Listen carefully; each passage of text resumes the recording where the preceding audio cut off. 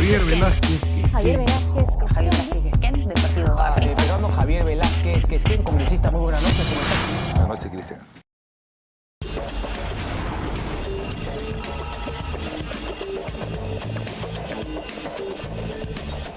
¿Cómo están, amigos? Muy buenas noches. Nos acompaña nuevamente Augusto Sonda y va a estar con nosotros toda la semana, ¿no es cierto? Así es, mientras regresa el orden Mario Guibeldín. Así es. Perfecto. Muy bien, vamos a presentar a nuestros invitados. Tenemos aquí a dos parlamentarios, el congresista Javier Velázquez Quesquén, del APRA, y Alberto Quintanilla, de Frente Amplio. ¿Cómo están? ¿Qué tal? Muy buenas noches. Caballero, buenas noches. Buenas noches. Pues bien, vamos con el primer tema y es esta reunión importantísima que está sosteniendo la bancada de Fuerza Popular porque van a definir su posición respecto al tema de la delegación de facultades. La semana pasada el congresista Miki Torres anunció que para hoy iba a tener el dictamen en la Comisión de Constitución, se ha retrasado un día, lo van a tener para mañana, aparentemente, ¿no? Eso ya debe estar casi listo porque la decisión... ¿Cómo? Acá está, ya está listo. Sí, ya está. Ya, pues entonces, ¿qué estamos esperando? No, se discute y se debate mañana. Ah, de una vez. Se discute y se debate mañana. Muy bien, vamos a escuchar las declaraciones del congresista Bruce, que les parece que está un poquito ofuscado Acelerado. por esto de los... Está acelerado. Está un poco acelerado, dice usted. Sí, bien acelerado. Está acelerado. Bueno, es que si de pronto le dan solamente los 30 días, él dice que para qué se las dan, mejor que las nieguen de una vez. Vamos a escucharlo. Contra Lombardi más en plano contra Vieira. Hay que hablar menos y trabajar más. El Centro Comunista había considerado la iniciativa de que sean tiempos escalonados, no 120 días, sino, por ejemplo, 30 días para seguridad, 60 días para el tema económico. ¿Cómo lo ve usted? Bueno, 30 días es absolutamente insuficiente. Si van a poner 30 días, mejor nieguen las facultades, ¿no? Es muy poco. Nosotros creemos que 120 días es un plazo prudente y que está por debajo del promedio en otras delegaciones de facultades. Pero ahí está, aquí lo tienes. Acá está, Lo he listo. traído en calidad de primicia el congresista Javier Velázquez Quesquén, que es miembro de la Comisión de Constitución. Y bueno, le han dado acá, por supuesto, la tarea, miren ustedes. ¿Ya lo Acá leyó está el todo, dictamen. congresista? Sí. ¿Y A ver, ¿a qué cámara? qué conclusiones Comisión. Ahí está. saca usted de este predictamen? Primero que Carlos no lo ha leído, si lo hubiera leído no hubiera expresado Carlos Bruce. estas declaraciones provocadoras, porque lo que está planteando el dictamen, que está evidentemente ya debe contar con el apoyo de toda la bancada de Fuerza Popular, porque el presidente de la comisión es el que ha procurado este dictamen, está planteando plazos que ninguno de ellos es por 30 días, ¿ah? Solamente en los Ninguno es por 30 días. Bueno, acá justo tenemos lo de los días. ¿Plazos máximos puedo leer? Sí, claro, claro. No estoy cometiendo ninguna irregularidad. No, de ninguna ilegalidad. manera, no, Ok, no, no. Muy bien. A ver, justo Ese acá es tengo... público ese documento. Ok, acá tengo el tema del... Ay, acá están todos los congresistas que van a tener que después firmar. Y dice, plazos máximos de la delegación de facultades legislativas. Otorga al Poder Ejecutivo como plazos máximos. Ojo, es la propuesta, por si acaso, de la Comisión de Constitución, que la van a presentar ustedes mañana y luego el jueves se va a ver en el Congreso. Dice, 90 días calendario para materias señaladas, bueno, en el artículo 2, 1, todos dicen 90 días, 60 días, 90, 90 y 90. O sea, 90, 60, 90, para que sea bonita la cosa. 90, 60, 90, 90. 90, 90. Y solamente el de 60 está referido al del ¿A impuesto cuál? de la renta, a esa referencia hace. Sí. ¿Por qué? Porque los impuestos, Vamos a buscar. los impuestos Claro, son busca de, ¿a qué los se impuestos refiere? son de aplicación anual. Entonces, si son, son 60 días, es suficiente para regular sobre el impuesto a la renta, porque todo lo que aprueben al respecto tiene que entrar en vigencia a partir del 1 de enero del próximo año.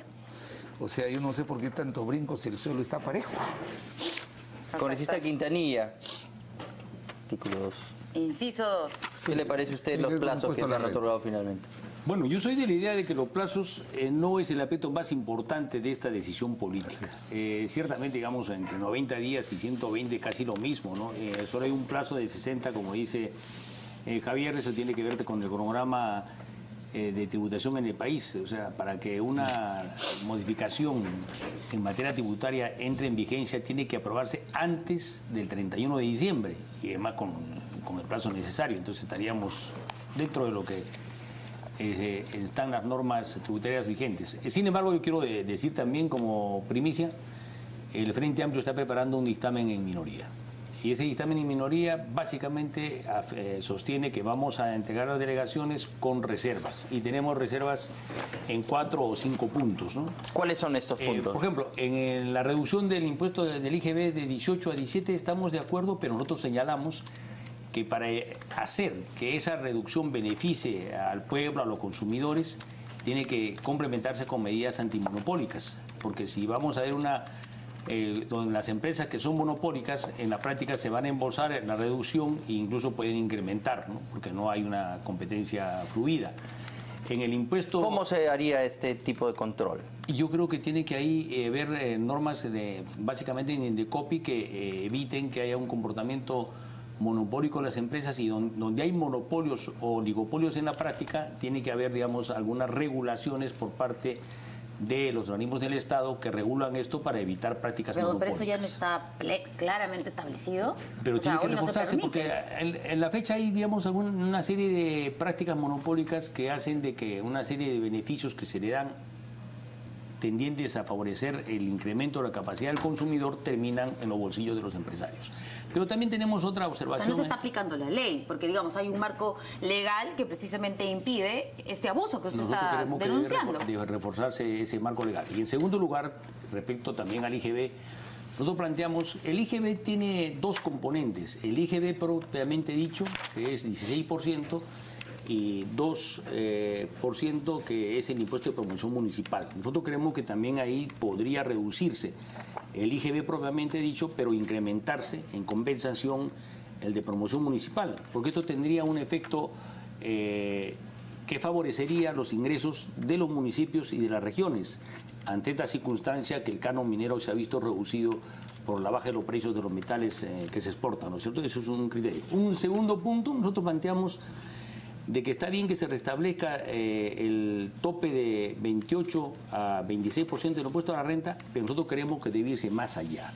Deben crearse por lo menos dos segmentos más, de 35% y 40%. Y eso no va a perjudicar en ninguna empresa, porque el impuesto a la renta se paga en función a la cantidad de ganancias o utilidades que uno tenga. ¿Para qué se preocupan? Si es que no tienen, no pagarán el 35%, pero sí debe haberse esa reserva para darle un mensaje a la población que estamos en un país que sí quiere recaudar más impuestos. Y la recaudación de impuestos, como decía el economista Humberto Campodónico, tiene un efecto redistributivo. Mientras más se recaude, mientras más sea la presión tributaria, el Estado tiene más capacidad de hacer obras y hacer servicios en favor de la población, fundamentalmente en educación y en salud. Un tercer punto que nosotros hemos señalado es de que en la materia de formalización de la minería, valga la redundancia, informal, no solo tienen que haber mecanismos y plazos, sino tienen que haber también una política que el Estado se haga presente en los lugares en los cuales prácticamente es bastante débil o no existe el Estado. Estoy pensando en La Rinconada, Guaypetú, el Delta 1, La Pampa, etcétera, donde hay minería informal e ilegal, pero no hay presencia del Estado. Y un cuarto punto es que nosotros estamos en contra de que la política penitenciaria incluya la construcción de penales en lugares de altura o otros lugares para trasladar presos de un lugar a otro lugar. Hay un principio penitenciario que dice que los presos deben cumplir sus condenas en penales cercanos a los lugares de su residencia habitual. Ejemplo, no podemos, un delincuente de alta peligrosidad, como actualmente se hace, lo mandan a Chayapalca, en el límite de Tacna con Puno, lo mandan a La Capilla en Juliaca, o lo mandan a Llamayo en Puno. Chayapalca se utiliza ahora como una cárcel de castigo, ¿no? De castigo, y eso debería ser desterrado. Porque cuando mandas un delincuente en razón de que lo ha castigado, tiene que ir a visitarlo sus familiares. Van a ir a visitarlo sus amigos. Pero tenemos ya una situación incontrolable en los penales. O sea, ese es el mensaje y eso me parece malo. Está bien, es incontrolable, no sabemos qué hacer y los mandamos allá porque no podemos controlarlos dentro del penal. Nos llevan ¿cierto? a Puno, a Juliaca, o a la región de Puno, pues delincuentes de alta peligrosidad. Sí, lo que pasa es que siguen cometiendo extorsiones, crímenes por teléfono y Por siguen... eso. O sea, ¿cómo no podemos controlarlos? Cometiendo delitos muy graves, ¿no? Desde los penales. Suficientes tecnológicamente que... Claro, pero hay que aplicarlo. Hay que aplicarlo. Mire cuánto tiempo ha pasado. Los bloqueadores. Compran bloqueadores y no los desbloquean, quienes pagan más, pues. Eso no puede, no O sea, puede, usted lo que no dice puede es, ser. Hay que hagan cambiar. efectivo eso de los Hay que hacer bloqueadores, que efectivo parece un bloqueadores, cuentazo que tenemos hace años, en vez de mandarlos a Chayapalca. en vez que lo manden a Chayapalca, que en el caso de Puno no queremos que manden más. Bueno, ¿Por qué lo van a mandar? quiero hacer unas precisiones acá porque estamos revisando, recién esto Sobre la está marcha. calientito. Y, a ver, 90 días dice para el artículo 2, inciso 1. Y aquí está lo de la reducción del IGB, congresista. O sea, sí le van a dar... la Mira, reducción lo que quiero del decir- IGB le van a dar, Sí. lo van a te lo habilitar digo. por 90 días. Luego, 60 días Es es por el lo impuesto a la renta. artículo 2, inciso 2. No, es por seguridad esto. Le han dado solo 60 días por... Es impuesto a la renta. Pero acá No, dice pero el seguridad. dictamen es de la solicitud que ellos han hecho. Este es el dictamen final, la parte final. Ya, entonces... En la parte de la solicitud de ellos, Ya, ellos están piden... con respecto a lo que pides en el artículo 2, inciso 1, pero mira, en términos generales yo creo que lo primero que debemos concluir... O sea, los de 60 este días es proyecto. por el tema del impuesto a la renta. Mira, te quiero decir lo siguiente. Acá lo fundamental es lo siguiente. ¿Qué es lo que quería el gobierno? Planteó 5 ejes. Reactivación económica, enfrentar la informalidad, la seguridad ciudadana, la lucha contra la corrupción, saneamiento y la reactivación de Petroperú. Acá el principio general ya está, en base a este dictamen que lo está proponiendo el presidente de la Comisión de Constitución, ergo, creo que la mayoría fujimoristas lo va a apoyar. En tema de reactivación económica en materia no se le está denegando nada. Inclusive se está autorizando para que ellos puedan regular la disminución del 1% del IGB.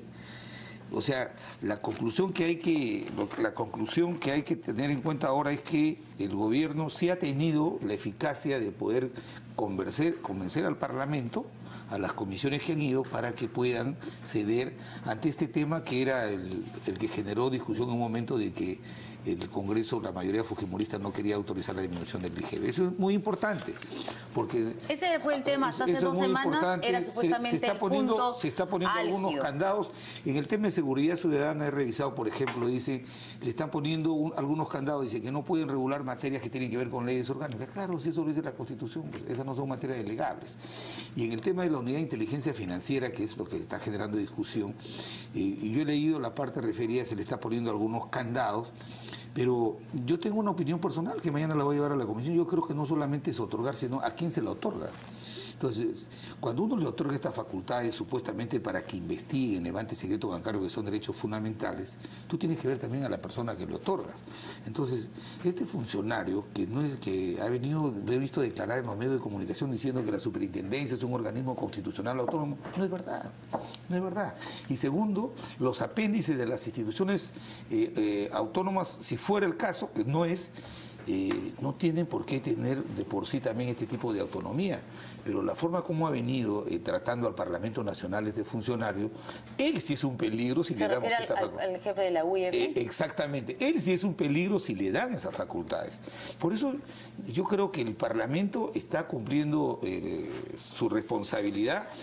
Lo que plantea el colega Quintanilla es parte del programa de la señora Verónica, pero aquí lo que ha planteado el gobierno es lo siguiente: vamos a disminuir un punto el IGB, pero vamos a dejar sin efecto esa disminución del impuesto a la renta de 20, escalonada del 30 al 28 al 26, y con eso se va a compensar la recaudación. Pero me parece que... O sea, a ver, el para ministro- entender, la reducción del IGB va en un punto. Claro, así es. ¿Y del impuesto a la renta?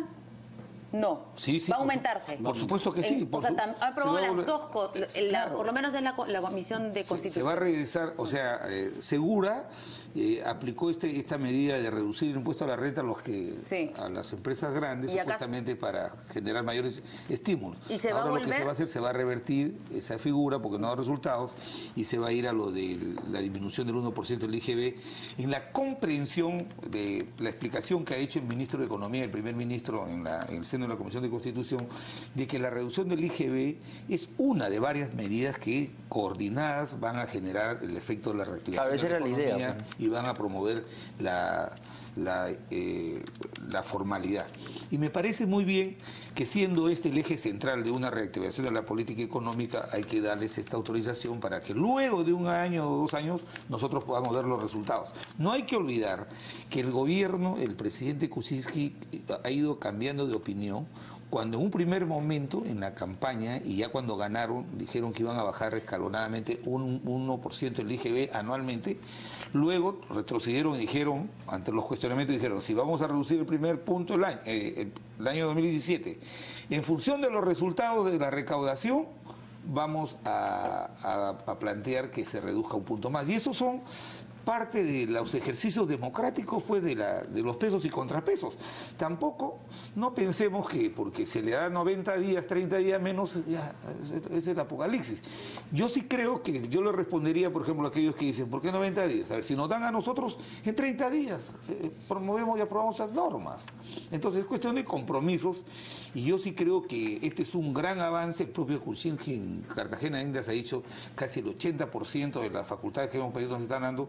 Lo que están haciendo, se está haciendo es poner candados, pero al final de cuentas todas esas normas que se van a aprobar van a venir al Congreso. Había pedido tantos días de facultades el presidente.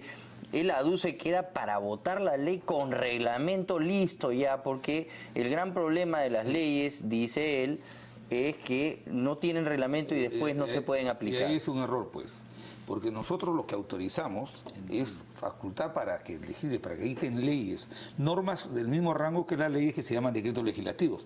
La reglamentación es absoluta discrecionalidad y potestad del Poder Ejecutivo. O sea, el Congreso no tiene por qué decirle, ¿sabes qué? Ellos nos están pidiendo a nosotros, queremos que sus facultades nos las autoricen 120 días. Nosotros le decimos, mire, hemos evaluado, con estos candados tienen 90, 60, 90, 90. Y esto todavía o sea, lo que usted dice es que igual ellos tienen que reglamentar la ley. Ah, por supuesto que sí, o sea, es su obligación. Es su obligación. Y o sea, eso no tiene nada que ver. Ustedes no le van a dar permiso para hacer algo que ellos hacen siempre. Por supuesto. Los decretos supremos son prerrogativas exclusivas del Poder Ejecutivo. Eso no tiene por qué ver el Congreso. El Congreso lo único que ve en vía de control político es si el decreto supremo, que es la norma que reglamenta la ley, sale de la materia de la ley, la pretende distorsionar, ahí hacemos nosotros correcciones de carácter de control político posterior, pero de ninguna manera somos un obstáculo, un impedimento. Le decimos a usted, no reglamente las leyes, ¿no? La misma decreto legislativo dirán en cuántos... Cada ministerio reglamenta sus leyes. Exactamente, su chamba de ellos, ¿no? Vamos a escuchar, tenemos declaraciones del congresista Salaverry, de Fuerza Popular, a ver qué es lo que ya, de alguna manera también estaba adelantando lo que se venía con este dictamen que se va a debatir mañana en Constitución. Se puedan debatir algunos puntos adicionales que le hemos agregado, pero para mejorar, para enriquecer la propuesta. Así es que el Ejecutivo creo que se va a ir satisfecho. Se va a ir satisfecho, pero por el cambio considera que, o estima que sea paquete completo y 120 días. Ese tipo de comentarios creo que no favorecen en nada. Si es que hay... No van a ir tan satisfechos entonces. Si es que, pero por ejemplo, la Comisión de Defensa, que la preside Luciana León, ha aprobado por 90 días. Hay otros temas que son de emergencia que no necesariamente tienen que esperar 120 días para sacar estos decretos, pueden sacarse en 60, en 70, en 80 días. Lo importante es que creo yo que la gran mayoría de propuestas o de solicitudes que ha pedido el Ejecutivo estimo que se van a aprobar y ojalá todo esto sea para beneficio del país. Un caso 30 días. Estamos analizando acá a fondo el dictamen. Sí, conversando acá también con el congresista Quintanilla sobre el tema de la UIF. Es cierto que había una propuesta de Frente Amplio de que ni siquiera o sea, que sea más fácil, digamos, poder que la UIF pueda acceder a toda la información bancaria, ¿no es cierto?, de las personas que están investigadas. Pero finalmente aquí se ha acordado que sea el juez de turno, ¿no es cierto?, según es lo que está proponiendo la propuesta de la Comisión de Constitución. Y va a ser así. Eso me imagino que es porque la mayoría de fujimoristas también están de acuerdo con ello, ¿no? ¿Cómo va a ser entonces que la UIF solicite al juez de turno poder levantar el secreto bancario? Y el juez de turno autoriza como autoridad que le compete eso. Yo entendía más bien que en esta cuestión hubo un susto innecesario por parte de los fujimoristas, ¿no? Explicable o no.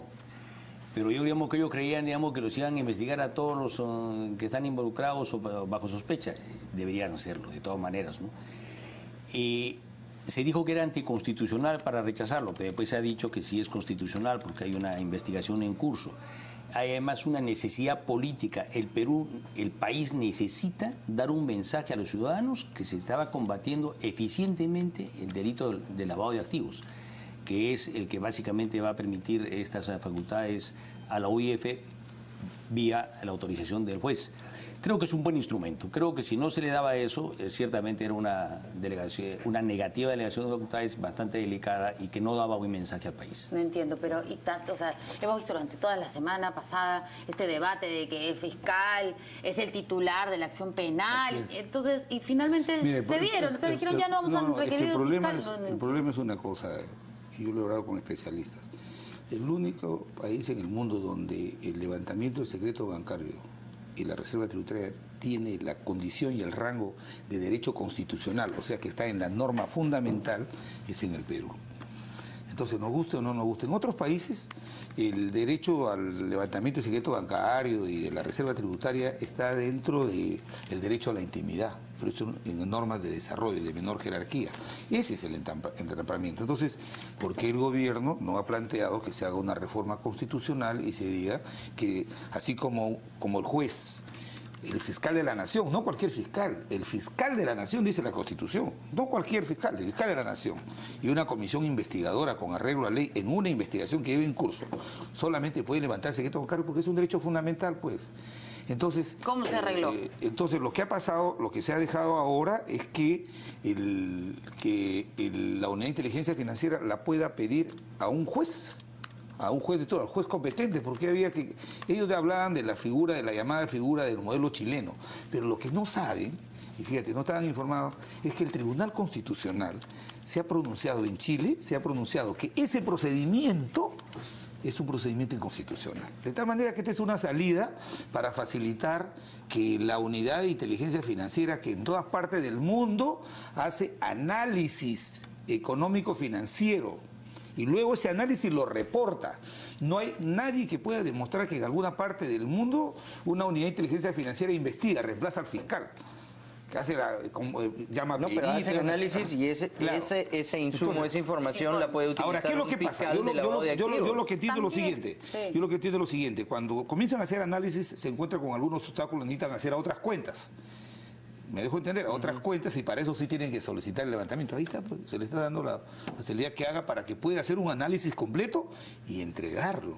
Okay. Correcto. O sea que ahora esto va a ser más corto, digamos, el plazo, porque acá lo que decía es que mientras fácil. Que vas al fiscal, el fiscal va al juez, ya pues el supuesto lavador de dinero ya pues se largó, tapó las cosas, quemó todo y ya. Pero ese mensaje al que se refiere el congresista Quintanilla no solo es un mensaje al país y a los ciudadanos de que estamos comprometidos con este delito de lavado de activos, que es un problema latente y muy grave en nuestro país, sino que es además necesario para las exigencias que tiene la OCDE, por ejemplo. O sea, los 4 países de la Alianza para el Pacífico ya integran o van a integrar, porque Colombia ya está desde el 2013 siendo evaluado para integrar la OCDE, y el Perú va a ser el único país que esté fuera de la OCDE, un futuro no distante, y de la Alianza del Pacífico vamos a ser la oveja negra. Este es uno de los estándares, de varios, menos de 15 estándares. Así es, pero que tenemos la que ir. OCDE exige, y en los que tenemos sí que estamos, ir, pues, es un desafío, por ejemplo, en el tema educativo. Si estamos en el último lugar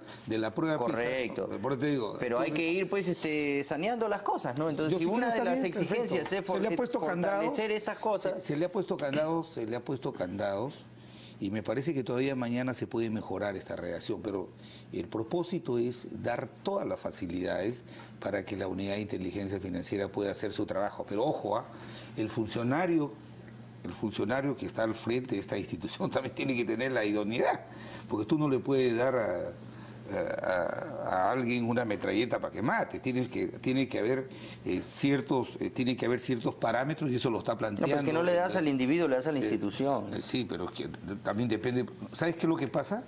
Que en la norma de la creación de la unidad de inteligencia no hay responsabilidades que pueda asumir, que pueda excederse en estas atribuciones. Y el dictamen que van a presentar ustedes en minoría, ¿qué dice específicamente sobre la ley UIF?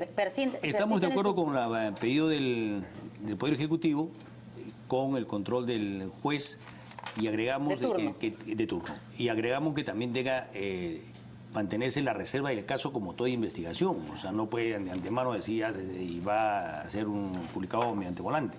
Pero lo que yo quiero señalar, en un poco comentando lo de Javier, era remitir a una modificación constitucional, era por lo menos demorar unos, en el mejor de los casos, casi un año, ¿no es cierto? Y la medida es urgente. Yo creo que se ha buscado en estas 2 semanas una salida, respetando la Constitución, pero también facilitando y dando un mensaje al país. Creo que es lo más importante. Yo creo que ahora la OIF debe tener el instrumento necesario como para poder, digamos... Y todo lo que se decía sobre Joaquín Ramírez y que los fujimoristas estaban cuidando a su principal inversionista, ¿en qué quedó? Bueno, pero ahora, digamos, han demostrado, digamos, de que están dispuestos a que se esclarezca. Ojalá que esto ayude a esclarecer lo de Ramírez. Ojalá pero él está en el que Ramírez sea, pues, digamos, decía, finalmente... serán otros lavadores a los que quieren ayudar en todo caso, porque el señor está investigado en el Ministerio Público ya hace tiempo. Entonces... Claro, yo creo que ellos se asustaron por gusto, ya estaban siendo investigados y por gusto fue una cuestión, ¿no? O sea, saltaron, el suelo estaba parejo y saltaron por gusto. Muy bien, tenemos que ir a la pausa rapidito. Y regresamos con el congresista Carlos Brus, que ha hablado sobre esta frase que para algunos es desafortunada del presidente Pablo Kuczynski sobre troncho, dijo, ¿no? Fumar un tronchito no pasa nada. No pasa nada, vamos a aligerar un poco el tono de la conversación, vamos a alivianar el debate, vamos a volar un poco. Luego de la pausa. Luego de la pausa.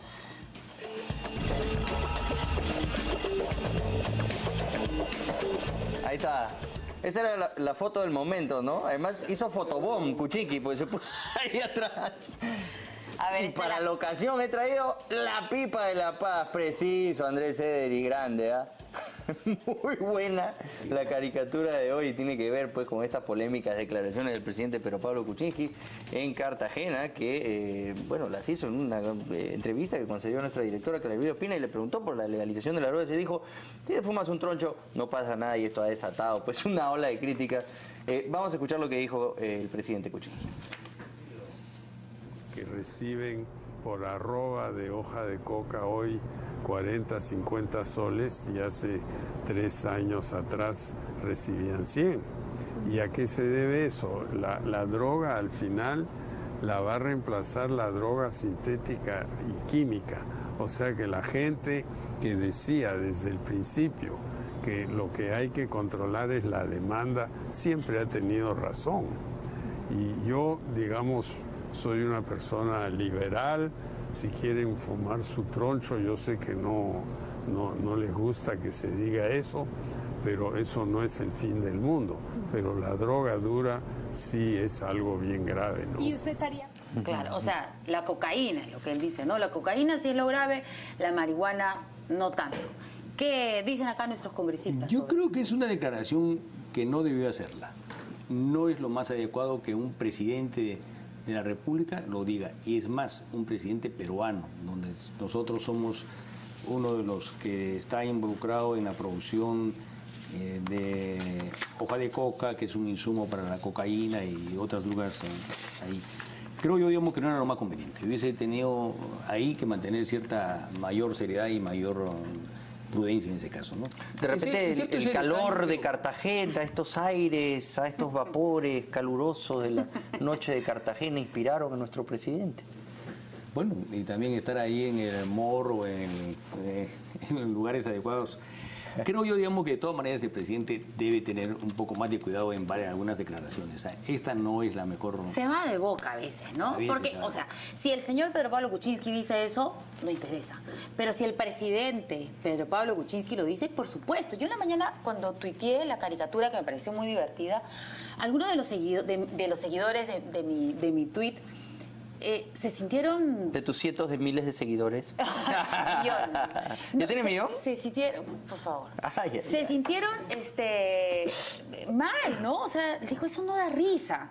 No, o sea, se sintieron dañados, ¿no? Entonces, había madres de familia, padres de familia, con niños menores, o de repente con algún hijo que tiene algún problema de drogas, que no le pareció absolutamente nada gracioso que el presidente diga que fumar su porrito es un tema sensible, ¿no? Es un tema muy sensible, claro, ¿no? es ya demasiado moderno para los países de primer mundo de avanzada, hacer una alusión de este tipo, a los países europeos o Estados Unidos, que en algunos estados muy liberales ya ven y contemplan la legalización de drogas. en un país como el nuestro, en el que ni siquiera pues podemos todavía aprobar una ley de unión civil, pues vamos a hacer una declaración de este tipo. Creo que es sin duda un llamado a hacer una polémica. Pero a ver, analicemos el tema de fondo. ¿Es viable o no desconectar la marihuana de las otras drogas y dejar que esta no sea prohibida, como se hacen en algunos países más modernos? El Observatorio Chileno de Lucha contra las Drogas, que es una institución adscrita oficial del gobierno chileno, hizo un estudio para determinar cuál era la ruta que seguían especialmente los jóvenes para el consumo de estas drogas, estas llamadas duras, o sea, la cocaína. Y el estudio demuestra que la puerta de entrada, en la mayoría de los casos estudiados, es el consumo de marihuana. O sea, por eso este humor negro del presidente Kuczynski... Humor verde. humor verde. Sí, pues que humor verde. Preocupa y genera confusión en las autoridades que están al frente de luchar contra las drogas en un país que tenemos lamentablemente el título de ser uno de los primeros productores de cocaína. Entonces, no solamente este Observatorio Chileno para las Drogas ha establecido que la puerta de entrada para el consumo de drogas duras es el consumo de marihuana. Los jóvenes mayormente van por ese camino. Y en Estados Unidos también se ha hecho un estudio parecido por el Instituto Nacional de Lucha contra las Drogas, otro organismo nacional, y ha determinado que la mayoría de los casos de adictos a drogas, al consumo de drogas duras, provienen de gente que inicialmente comenzó consumiendo la marihuana. Por eso creo que ni siquiera lo debemos tomar como una broma, es un tema muy serio. La ministra García ha tomado distancia al respecto porque cómo queda toda esta política pública orientada a enfrentar el tráfico ilícito de drogas. No tenía suficiente problema con la crisis, ¿no? Con la emergencia en el sector salud, ¿no? Toma un problemita más, te cargo. Y, bueno, y ella ha sacado claramente que ellos van a seguir luchando contra las drogas, cualquiera sea la naturaleza o la categoría de... Bueno, todos se han manifestado, Carlos ¿no? Brus no tanto. Lo escuchamos nuevamente al congresista Carlos Brus. A ver, vamos a escucharlo. El gobierno está en contra del narcotráfico, queremos luchar contra el narcotráfico y contra el consumo de drogas, pero hay una diferencia entre unas drogas y las otras. A la ministra de Salud no le gustó mucho, ¿no? Dentro del plan de prevención de drogas. Ella ha rectificado también que la línea del gobierno efectivamente de ninguna manera es promover el consumo de drogas, pero efectivamente hay una gran diferencia entre lo que es la marihuana del resto de las drogas. Pero siendo el jefe de Estado, ¿no cree que algunas formas, dentro de las frases que siempre utilizan?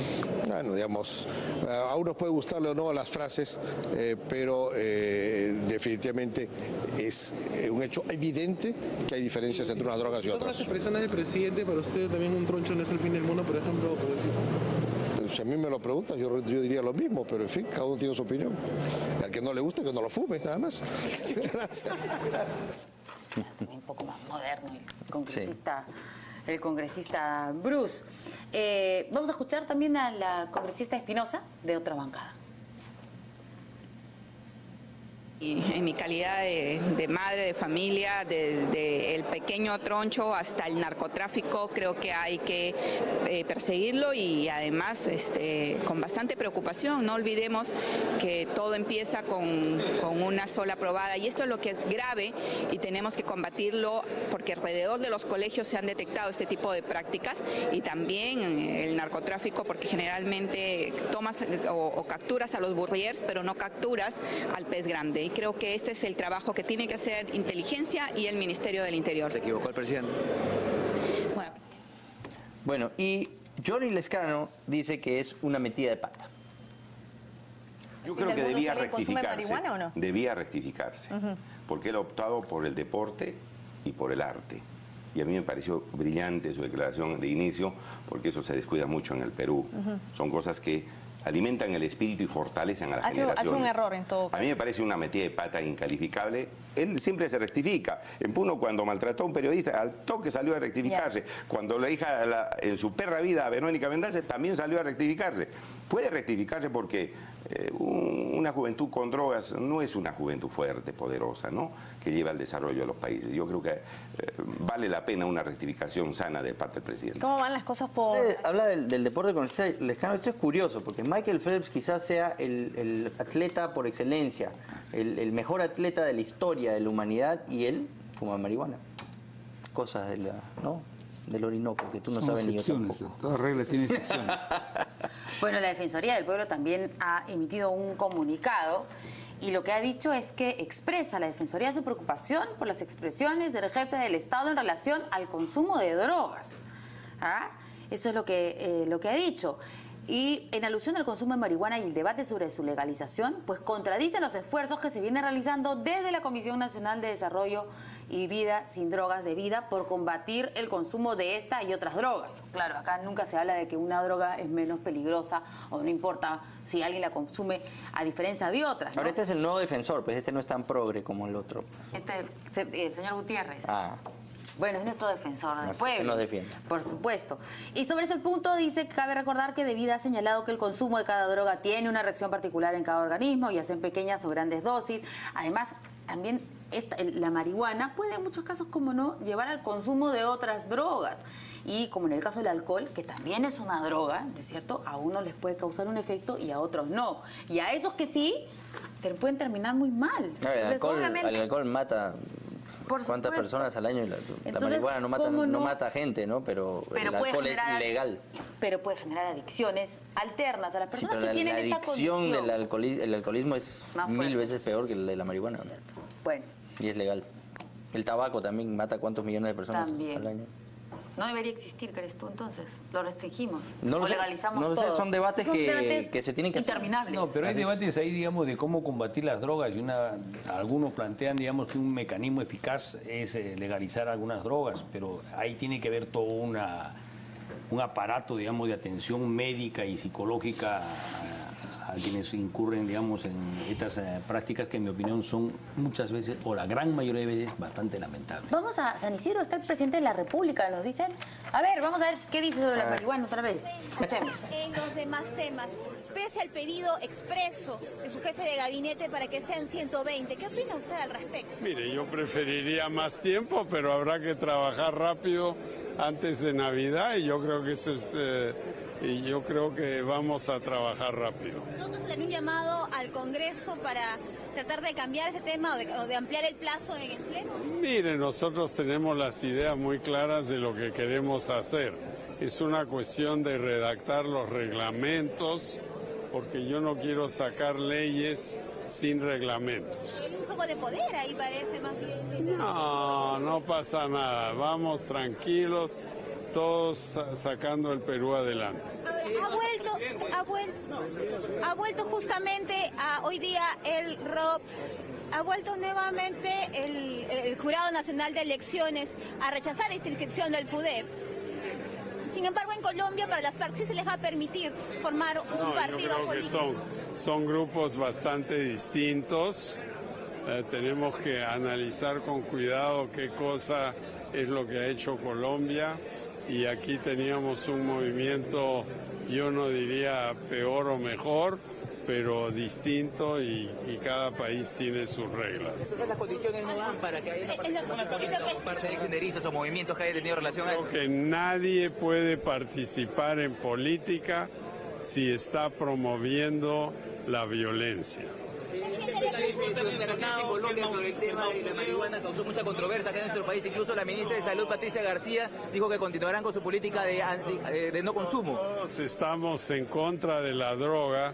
Yo lo que dije es que el uso de la marihuana en dosis moderadas, lo que se llama un troncho, no es el fin del mundo.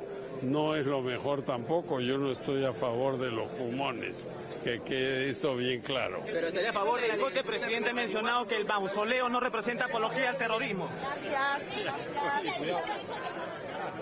Gracias. Es que... A ver, ahí... nos dejó otra más, nos dejó otro regalito, Vero. No estoy a favor de los fumones. Me da risa. Estaba ahí la asesora, la señorita Guatay, que yo le escuchaba. ¡Vámonos! Eso da risa, ¿no? Ya cuando empieza a tocar estos temas, ¿no? Ya es conocida acá los camarógrafos, ahí está la señorita Guatay, ya la va regando titulares. Ya la conocen por su andar. Se lo tienen que llevar al presidente, porque no siga hablando. Va destilando titulares mientras camina. Pero obviamente que todos hemos entendido lo que quería decir, pero no lo puede decir, pues. PPK lo puede decir, el presidente Kuczynski no. Esa es la tremenda gran diferencia. Pero bueno, habrá que explicarle con detenimiento al presidente. Vamos a una pausa rapidito y luego de la pausa hacemos una precisión sobre los días que está proponiendo la Comisión de Constitución para la delegación de facultades.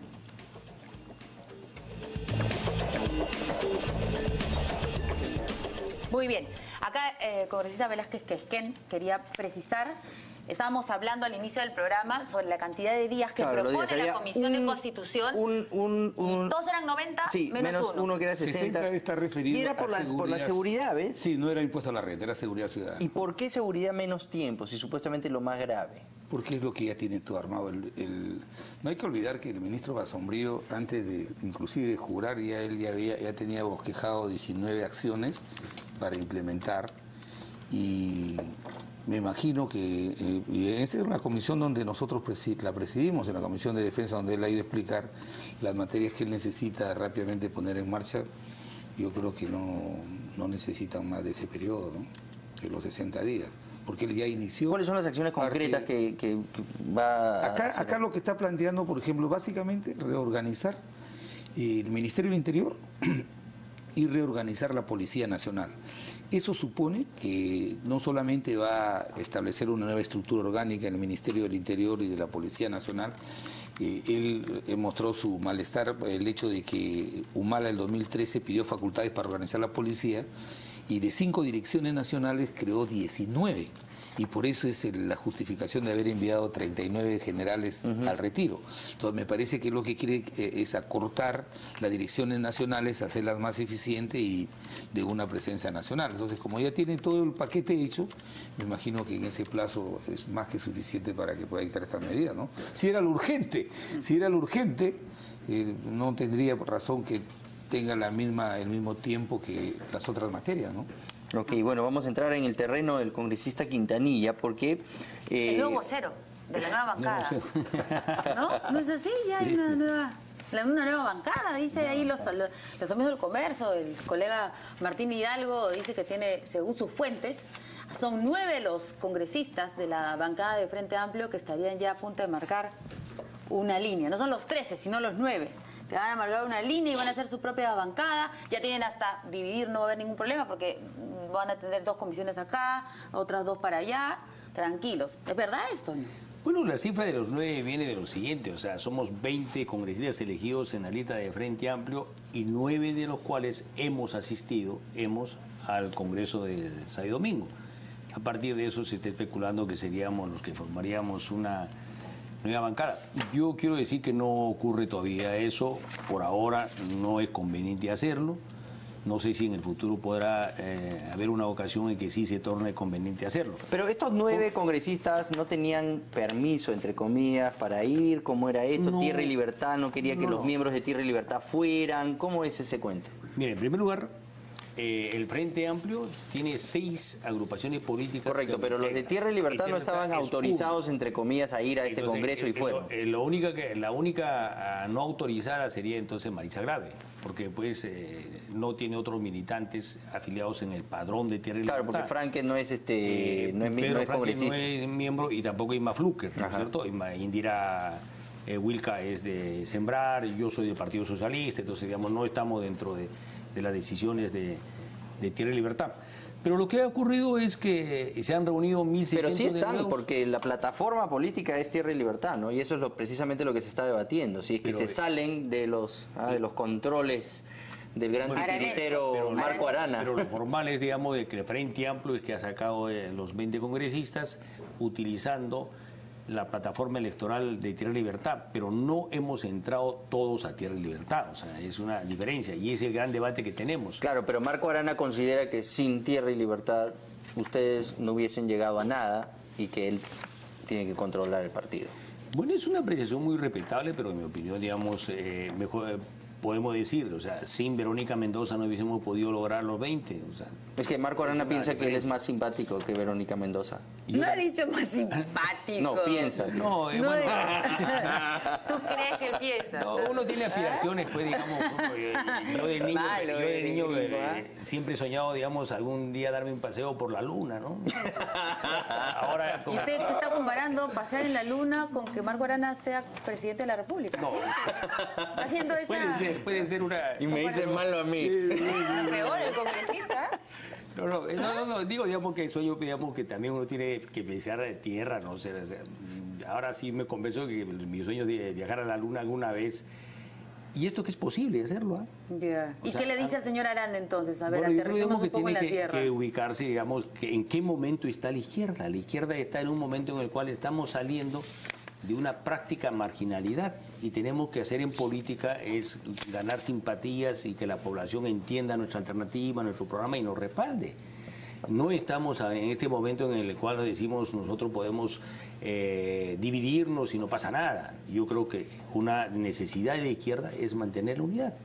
Recordemos que en toda América del Sur, en la gran mayoría de países, han ganado gobiernos de izquierda en sus distintas versiones, menos en Colombia y menos en el Perú. Y en el caso peruano, que hay que reconocer autocríticamente porque no somos tolerantes entre nosotros, nos hemos dividido muchas veces. Pero por cuestiones sí, el mismo problema persiste. Eso hay que superarlo. Nosotros somos de la idea de que el Frente Amplio debe abrir sus puertas, incorporar, reconocer que al interior hay tendencias, y es por eso el acuerdo que se ha tomado de los asistentes al Congreso del domingo, sábado y domingo, es de que se va institucionalizar el Frente Amplio, institucionalizar, y si es que ¿cuántas firmas necesita? No quiere, digamos, poner al orden de esta institucionalidad su inscripción, buscaremos otra, ¿no? Y él tiene que salir a buscar. Ahora es el 5%, más o menos son 800.000. 800.000. 425.000 votos. 425.000. No, era cuando era 3%, ahora es 5, ¿o no?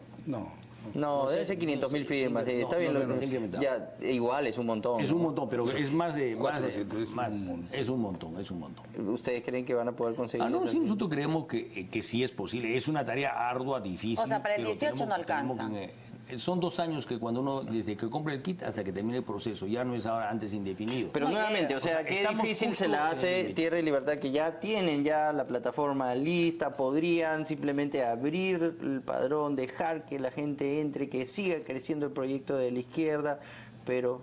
Esa es la posición nuestra. Por eso, pues, pero no es la posición del dueño de la fiesta. Pues. La pelota. Pero esperamos que se rectifique, esperamos que entienda razones. Además, ha demostrado tener la suficientemente inteligencia, por ejemplo, cuando vio que no reconocer el triunfo de Verónica Mendoza no era lo más conveniente, y reconoció, ¿no? Si finalmente él postuló, fue vencido por Verónica Mendoza, y ese gesto ayudó a la izquierda a tener mejor presencia en el país y ayudó a Verónica Mendoza también. Además, perdón, casi no entra al Congreso.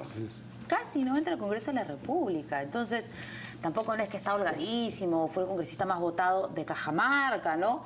Entonces, no sé, bueno, sería pues ojalá tengamos la oportunidad de poder entrevistarlo, pero yo leo aquí diferentes declaraciones que le ha dado a diferentes medios, recién que ha salido de una clínica, tengo entendido, porque estaba muy mal, y eso también creo que le ha dolido un poco, ¿no? Que mientras él está internado comienzan a ver todos estos problemas internos que él cree que debieron manejarse internamente.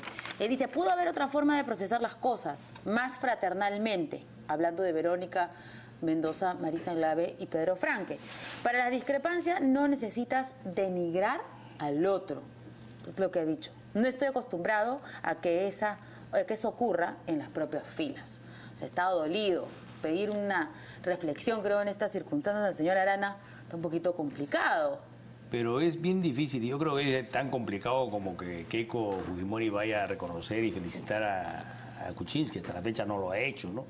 Ahora está comparando al señor Arana con Keiko Fujimori. Y en el caso, digamos, de Arana, yo tengo discrepancias con el congresista Marco Arana, y precisamente no ha sido el trato que él me ha dado a mí uno de los más fraternos, pero son parte del debate. Yo lo ha tratado mal también. Bueno, no sé, estuvo por ahí en una marcha en la puerta del jurado en Puno pidiendo que no me inscriban, por ejemplo, como candidato. Pero en fin, esas son cuestiones del pasado, ¿no es cierto? Entonces, ahora estamos ante una tarea gigantesca, que es hacer que la izquierda peruana se modernice, se democratice en su accionar, sea tolerante entre ellos y conquistemos el gobierno. Eso tenemos que convencer a la población que nuestra alternativa es mejor, que nuestra alternativa busca un país próspero, democrático. Pero internamente ya parece que hay un daño irreparable. No, mire, no, pero si no dice usted que el señor Arana se opuso a su inscripción, no sé, imagínese, así como a su inscripción debe haber habido a otras, y es ahí donde ha empezado seguramente los problemas. Pero también hay versiones de que le jugaron sucio a Arana. También hay versiones de que a Arana le jugaron sucio. Bueno, pero eso, digamos, en eso deberían, digamos, implementarse comisiones símil, entre comillas, a comisiones de la verdad, para que se conozca qué pasó y cómo... Cuando hay diferencias y se han hecho daño, es mejor conocer a profundidad el por qué se produjo el daño y en qué consiste el daño para corregirlo, ¿no? Eso es bien, pero recordemos, eso está ocurriendo en el Frente Amplio porque es una de las pocas organizaciones, casi diría yo la única por ahora, que ha hecho elecciones primarias abiertas, públicas, que estamos haciendo un segundo congreso como Frente Amplio, que estamos enfrentando la responsabilidad de crecer, ¿no es cierto? Y yo creo que Javier puede dar fe de lo laborioso que es construir un partido, lo responsable que es construir un partido, y que la democracia peruana, para ser fuerte, necesita partidos fuertes. Bueno, vamos a cambiarle de nombre de Tierra y Libertad a Barro y Libertad. Yo creo que hay discrepancias ahí, pero hasta la fecha están dentro de lo normal y lo esperado. Se podría hacer mejor, evidentemente, esperamos hacerlo mejor. Nos quedará tiempo, a ver qué nos dice la producción, para poner estos problemas que ha habido al interior de Peruanos por el Cambio también. El congresista Lombardi respondiendo sobre el congresista Vieira. Uy, esa bronca, ese es peor todavía. No sé, le dijo que se estará preparando para pasarse a las filas de Fuerza Popular antes de que salga la ley antitránsfuga. Y entonces el señor Vieira le ha dicho, con todo respeto, con mucho cariño, el que se va a ir antes seguramente es él. Y entonces han salido congresistas como el señor Lechea y Gilio Violeta. ¿Nos da tiempo de poner la a ver si... ¿Eso? No, ya no. Bueno, ¿qué dice el congresista? Era buena. ¿Qué dice el congresista Velázquez? ¿Qué sobre estos problemas? Lo que ha dicho Alberto es el problema que pasa el Frente. El Frente es un grupo de varios partidos y su actuación en el Parlamento, en el camino se va a tener que ir forjando criterios de unidad, si no van a terminar, como él lo ha dicho, la izquierda en la década del 90, siendo una expectativa para mucha gente. El caso de Peruanos por el Cambio también es muy delicado porque es una bancada de gobierno, en la que lo mínimo que tienen que tener es un criterio común los 18 parlamentarios que hoy día apoyan y colaboran al gobierno del presidente Kuczynski. Esas discrepancias tienen que ventilarse internamente, ¿verdad? Y eso se explica porque en Peruanos por el Cambio hay un elenco de personalidades, pero estas discrepancias que se hacen públicas, si se logran superar, si se procesan debidamente, lo que va a hacer es fortalecer, porque por el Cambio hay gente valiosa como Brusco, Mercedes Araujo, mismo Juan Cheput, ¿no? Entonces este señor Vieira, que viene del fujimorismo y que expresa con mucho honra y honor su haber militado. Es raro eso, ¿no? Y es que hay personas que a la hora de las elecciones buscan dónde lo inviten y dónde hay mayores posibilidades. Perdón, entonces, él ha recordado y ha dicho que tenemos que ir el señor a los compromisos. Viene de Perú Posible, la señora Mercedes Arauz viene de Labra y yo vengo del fujimorismo y a mí se me hacen escándalo, dice. Pero no hay que confundir. Juan Cheput... pero este Vieira es militante. Exactamente. Y Juan Cheput es más fujimorista que Keiko. Es vocero, se ha fajado en la campaña de Pedro Pablo Kuczynski. Más es albertista esa. Más albertista que Keiko. Así es, y no deja de... Es respetable su opinión, pero cuando eso genera una distorsión en el mensaje concreto que debe dar el partido de gobierno, genera este tipo de discrepancias que debilitan la posición de la bancada al interior del Parlamento, ¿no? Pero eso también refleja la debilidad de los partidos políticos en general, de un sistema político que debe ser perfeccionado, debe protegerse. Pues es que el partido de gobierno no es un partido, pues. No es un partido, es una realidad, pero es considerado un partido legal. Ustedes dos sí tienen partidos, pero el partido de gobierno es un sancochado, ¿no? Siempre ha sido. El partido de Kuczynski es un sancochado. Lo decía así pero Pablo Kuczynski en la anterior elección. Pero sí tenemos una responsabilidad ante el país. Tenemos que democratizar nuestros partidos, abrirlos, hacerlos democráticos y modernos. Y realmente el sistema político debe cambiar para que se proteja el accionar colectivo de la política. La política no puede ser considerada una actividad individual. Yo invierto una cantidad de dinero para después recuperar. Yo participo en un partido porque busco las soluciones para la colectividad, para la sociedad.